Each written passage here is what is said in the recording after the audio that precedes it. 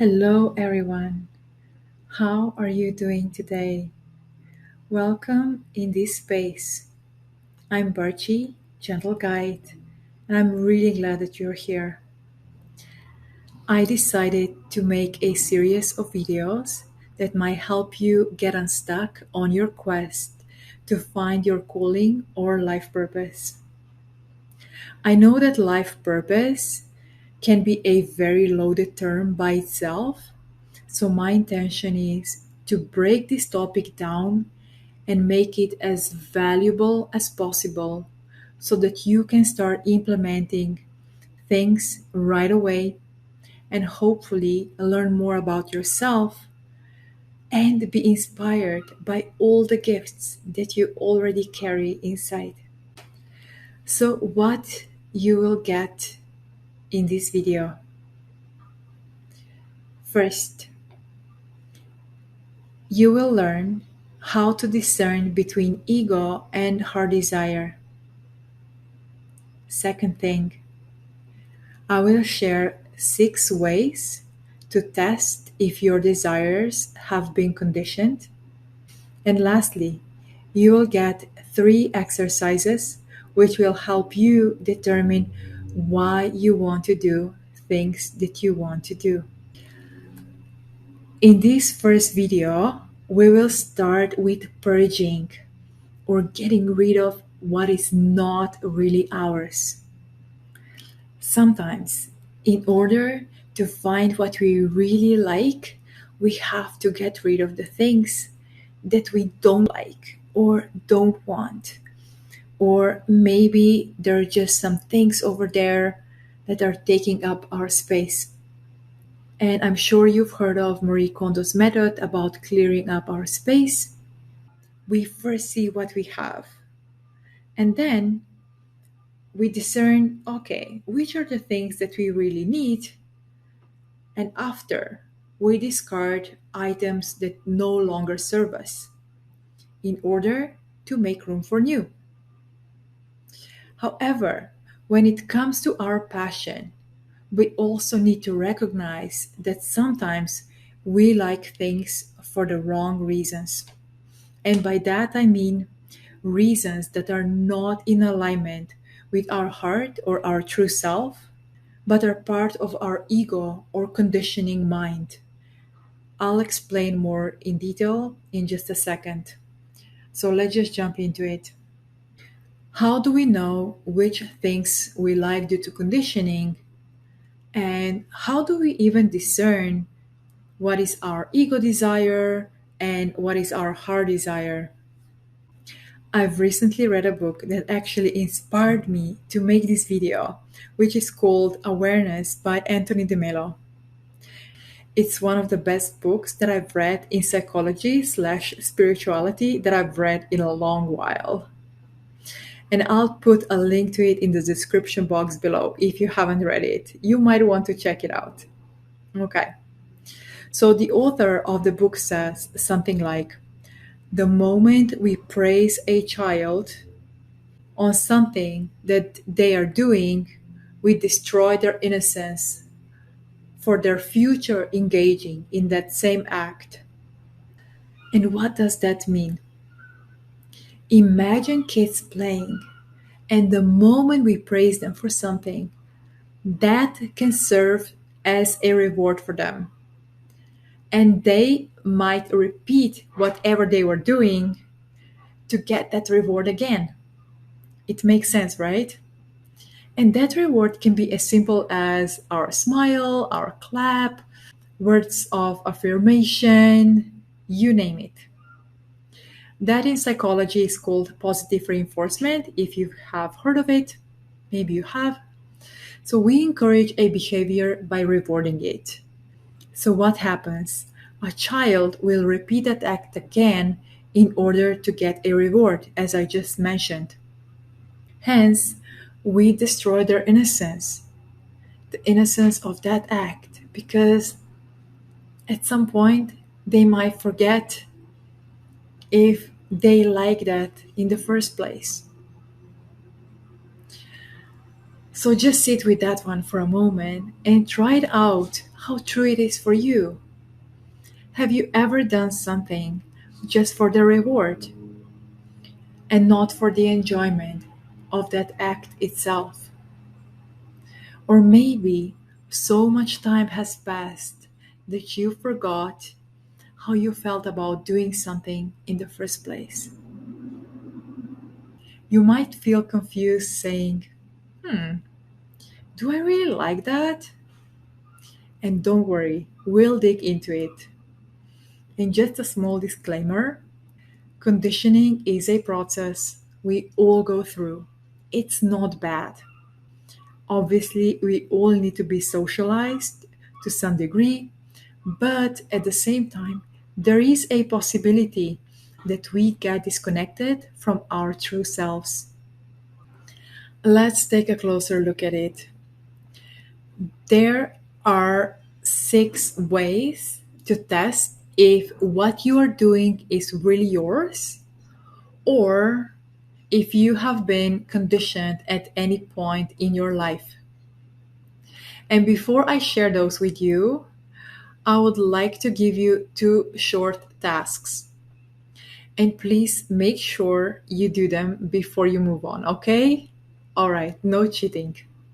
First, I invite you to grab a pen and paper and on the first page write down everything that you're doing more or less on a daily basis. In your home life, social, work, and educational setting. For example, cooking, cleaning, reading books, yoga, swimming, exercising. I don't know what you do for work, but please do include it on your list. You really want to put this on paper because if you keep everything in your mind, it's not going to work. Trust me. Okay, the second task. I'm inviting you to flip the page now and on the other side, write down in a column what you would like to do slash create. And please just allow yourself to be in the flow, really free. Forget about all the limitations of time, money, difficult inner critic we all have, which is super loud. Let it take some rest. Now it's a good time for your inner critic to rest. And yeah, let this be fun. Now that you're done, let's meet our 6 friends that I've promised I would share with you. And these 6 friends or signs will tell you if what you're doing is because you have at some point been conditioned. And those are approval, appreciation, attention, success, prestige, and power. Now check both of your lists. Go through each item one at a time and ask yourself a question. By doing the activity that you wrote, for example, swimming, do I want approval, appreciation, attention, and so on? And before you do that, I want to say something.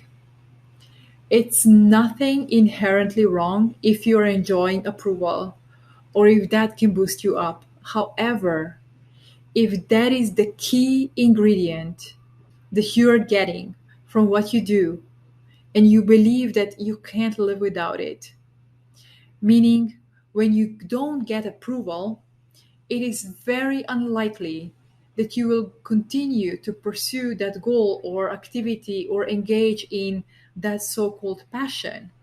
Then maybe, just maybe, there is something else easier and more enjoyable for you out there.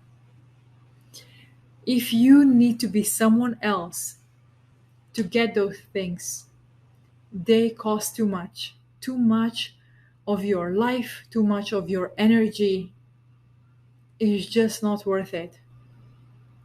And you don't have to trust me on this, okay? Look in your own life for proof of that. So, do you know what I'm getting to? Would you still do whatever it is that you're doing if you didn't get any of those six things? And if anything, when you're going through your list, please be honest, kind, and most importantly, compassionate. Maybe what you will end up learning is that you don't do anything just for the sake of doing it. And that's okay. That's the first step. Maybe you will fight with me saying, "Well, I want to be successful." And I'm not saying that you shouldn't be, but there are probably a million ways to be successful, and perhaps the one that you're choosing might be actually very hard for you. There might be easier ways for you to be successful. Do you know what I mean? If you want to be, please be. I promise, I want you to expand. That's the intention of my video. All right. And if you want to take this further, I invite you to go through all the things that you enjoyed as a kid. Write them down and again examine, what did you get out of it? Was it pure joy, an expansion, or attention from your loved ones? And just explore. I also want to point out something really important. For some of you, things that you did as children might not be as exciting anymore. And maybe even something that you engaged or enjoyed 5 years ago might have lost its sparkle. And that's okay too. It's not about being attached to something, but it's about knowing how to be honest with ourselves and discerning why we like something, why we like things that we like. I can also quickly share an example. I've encountered so many people who were into art when they were young and said to me that they weren't encouraged to pursue art due to the starving artist archetype, which I'm sure you've heard about. So only later in life they would allow themselves to start painting or go into photography and so on, even if just for a hobby. They reconnected with their passion, and I'll share more of how you get into that space in one of my future videos. So stay tuned. What I've shared today is really just the first step, which is all about discernment. What you like to do and why you like to do it. And for this second part, use 6 pointers that because they're really, really useful. And as I said, this is the foundation. Please don't underestimate this step. And also let me know in the comments below if what I've shared resonated with you, if you had some revelations. I'm always really curious. And thank you all for, just gently pushing that subscribe button or like button. I really appreciate you. Thank you so much for watching. See you next time. Bye bye.